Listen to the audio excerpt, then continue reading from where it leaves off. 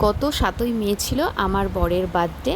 তো যেহেতু এখন আমি আমার বেবি হয়েছে বলে বাপের বাড়ি আছি, আর ও তো ওই বাড়িতে আছে, তো সেলিব্রেট তো করতে পারিনি।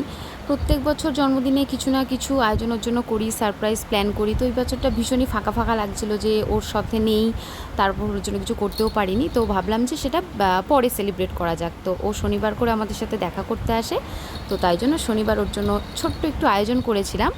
একটা স্মল কেক আনিয়েছিলাম, আর ওর অনেক দিন ধরে কিছু স্পেশাল আমার হাতের খেতে ইচ্ছা করছিল, তো সেই জন্য আজকে করেছিলাম চিকেন কোরমা, আর বানানো হয়েছিল তার সাথে নান।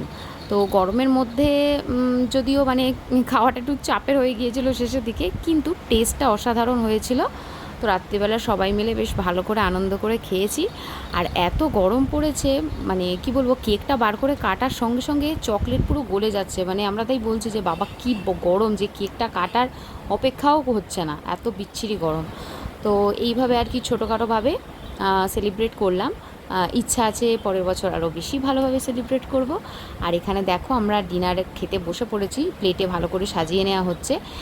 দেখতে কিন্তু খুব ততটা সুন্দর লাগছে, খেতেও কিন্তু ততটাই সুন্দর হয়েছিল। তো চলো আজকের জন্য টাটা।